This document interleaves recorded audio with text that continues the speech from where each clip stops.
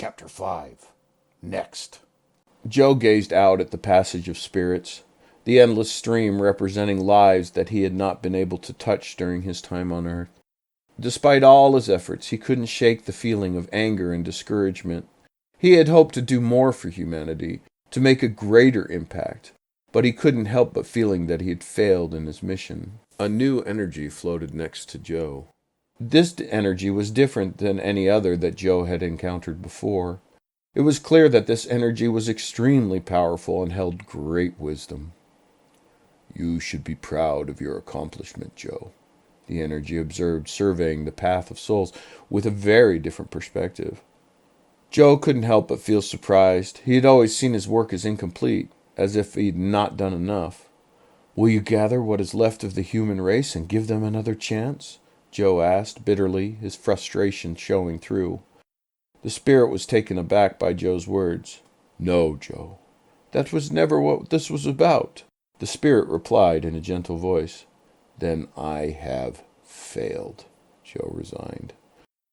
"You have failed and succeeded, as have we all," the energy replied. "But you jumped on a ship to teach one to swim.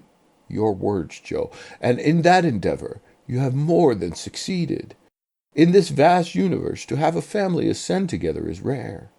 To have hundreds all connected by your family and your story, it's really remarkable." Joe sank his head, feeling overwhelmed by the weight of so many lives. "So many spirits," Joe muttered.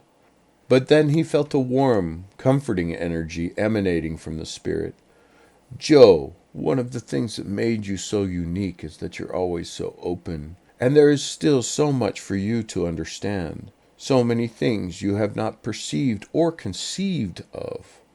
It is time, Joe.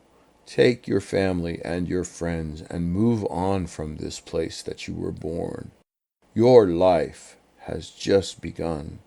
Joe listened to the spirit's word and felt a sense of hope rising in him. He realized that he'd been holding himself back, that there was so much more to explore beyond the confines of the earth.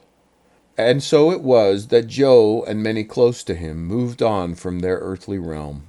And as they journeyed into the vast universe, Joe felt a sense of wonder and awe fill him. He was free to collaborate with the rest of the spirits, to explore new dimensions of existence, and share his wisdom with those who would listen.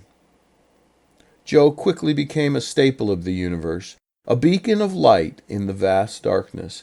He had found his true purpose, and he was determined to make the most of it. And as he looked out in the infinite expanse of the universe, he knew his journey had only just begun.